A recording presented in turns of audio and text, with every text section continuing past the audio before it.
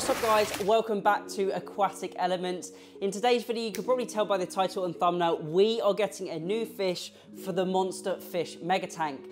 Now, for those of you who have watched the past few episodes where we got our new gar in the mini Monster Fish Aquarium, which is behind the camera, and I also explained about moving on a few of the fish and what I've done with the Monster Fish Mega Tank, you would have known that we have a bit more space in the tank and we are getting a new addition for it.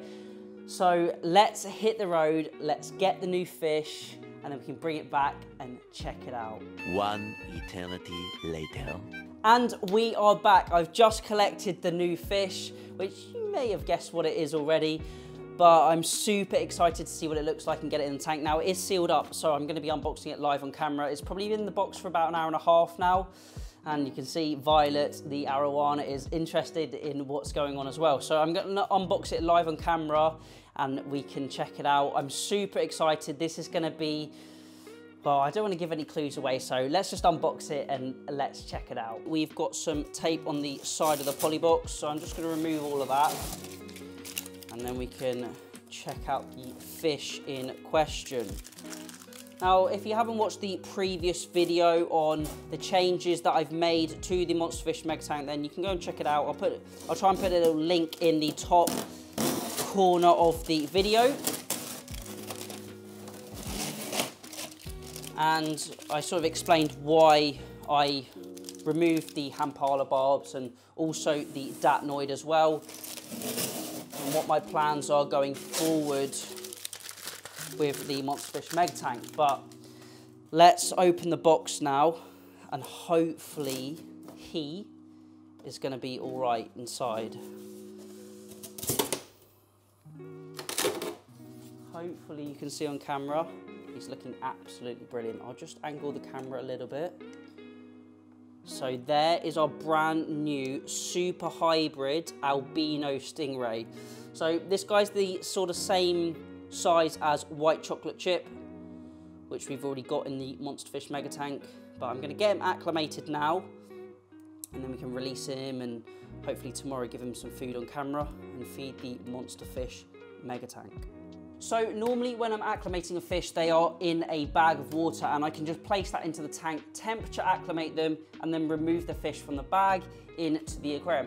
Now this is slightly different because this stingray is in a poly box, as you can see. So what I'm gonna do is I'm gonna simply take a plastic jug like this, I'm gonna place it into the aquarium.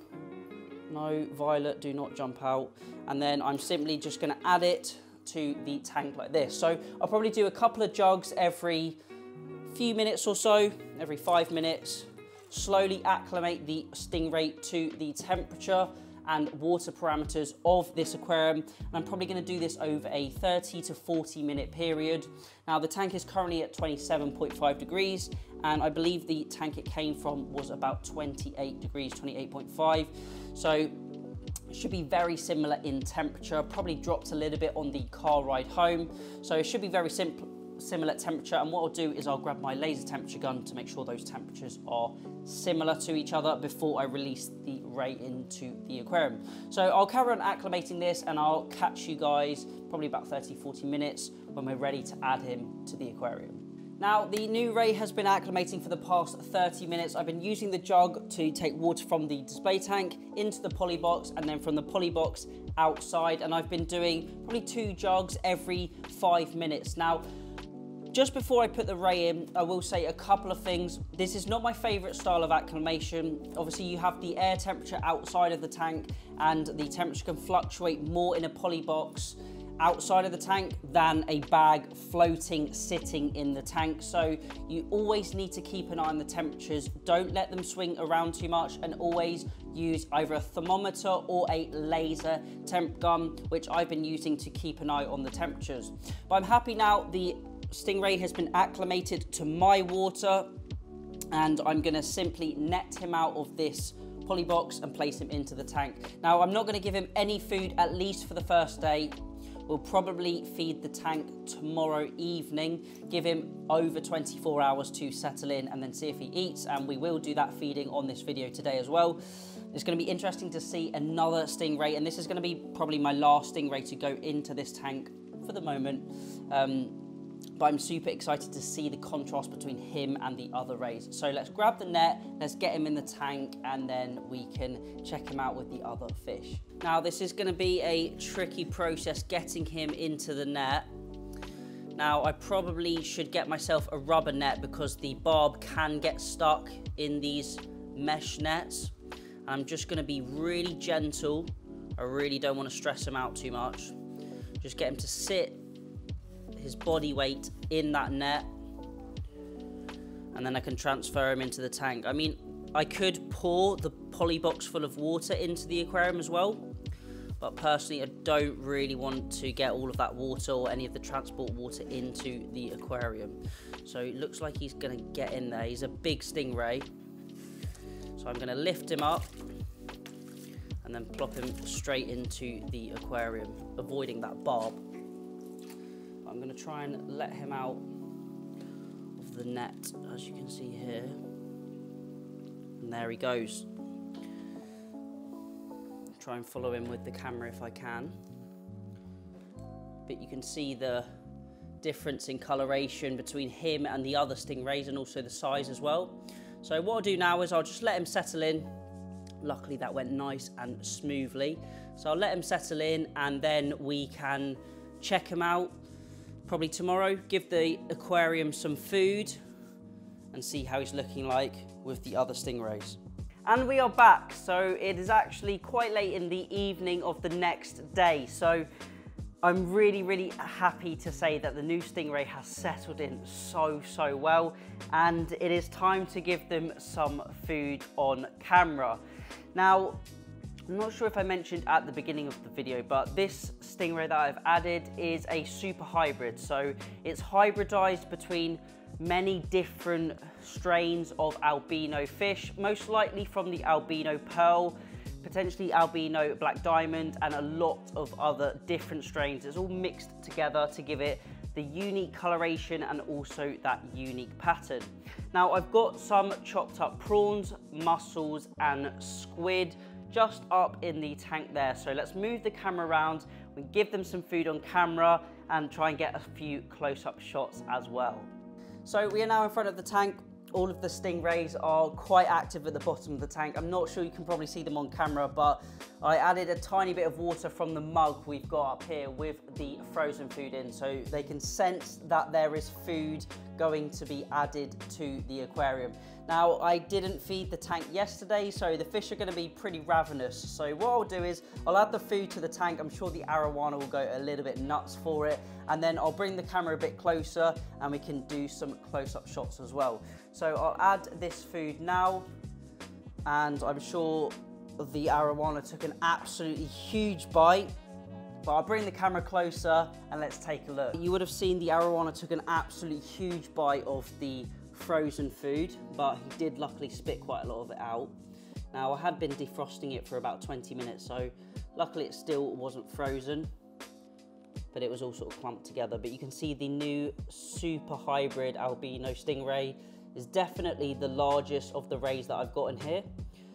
So he's actually been named Mr. Maple. So we've got white chocolate chip here right in the front. We've got Lemon, who is the OG albino, and then we've got this young pup still, which is Biscoff. All pancake toppings, as you may have clocked onto. And then we've got Mr. Maple after maple syrup. So they're all looking really good. You can see the clown knife at the back there. He's actually put a huge amount of growth on, and he's becoming a lot more active in the tank now. He used to hide a large amount behind the rocks at the back there, but he's getting a lot more active out at every single feeding time, and they are absolutely wolfing it down. Now, I'm really happy to see that Mr. Maple, the new ray, has settled in perfectly. Feeding really well, eating all of that chopped up food. And you can also see the stormy catfish nice and active at feeding time, and we've got Sheila in the back there, the fly river. I'll move the camera a little bit closer to the Stormy Eye. You'll be able to see him because I haven't featured him for quite a while. So if I put my hand next to the tank, you can see he's a good, I'd probably say about 13 inches now. He's put in a huge amount of size and he is in pretty perfect condition. Now we can see Sheila at the back there hunting for some of the frozen food. I'm sure she'll clock on at some point that it's all at the front with the other stingrays. What I'll probably do is I'll pull the camera back a little bit. And then we've got that full tank shot you can see there. Now, I didn't mention, well, I probably mentioned it in one of the previous videos that I removed the Hampala bulbs and the large datnoid, but I haven't really spoken about why I decided to do that. Now, I mentioned probably in one of the previous videos, if you are watching those or have watched those, you can see all the rays at the front there, that I have decided to grow out the albino Florida gar and also the 3-bar datnoids to eventually go into the Monsterfish mega tank. Now, another one of the reasons why I decided to move on the Hampala bulbs was they were really, really active. They really brought the tank to life. But because they were so active, they were so fast, and they swam around so much, Violet, the arowana, used to get a little bit annoyed with them. She'd often chase them around, and I could hear her chasing them and bashing into the glass. But since removing them, it's been about 6 weeks or so now since they've gone, and I haven't seen her or heard her bash into the lids or the side glass at all. The tank has really, really calmed down, and it's a lot more docile now, and it's a little bit more peaceful to look at. So I'm hoping that one day we can probably have the 3 albino gar and those 8 datnoids eventually in here, but I know, especially for the datnoids, it's probably going to be a long, long process growing them out. But hopefully the first couple will be able to go in within the next 6 months or so. They're putting on some nice size now. So that's my hope, and that's my sort of plan anyway. But that is the sort of feeding video of the new ray and of the entire tank really. All doing really, really well. And I don't have any current plans to add any new fish to this tank or the grow out tank either. And that is it for today's video. So really, really enjoyed feeding the fish and seeing the new stingray feed as well. So I'm super happy it's settled in, and I probably didn't mention, but the gar we added to the mini Monsterfish grow out tank, which is behind the camera, are doing really, really well, and they are feeding, and the tank's looking really good. So that is it for fish additions for the near future. I'm sure there'll be something else that crops up on my list, but I'm really happy with what I've got for the mini Monsterfish grow out tank and also the Monsterfish mega tank. So I'm probably going to leave things stable for the time being and focus a little bit more on our hobbyists setup visits and also the shop tour visits. So if you've got any questions, feel free to leave them down below. If you've got any video suggestions, you can also let me know down in that comment section. But thank you all for watching. Remember to keep those water changes up, and happy fish keeping.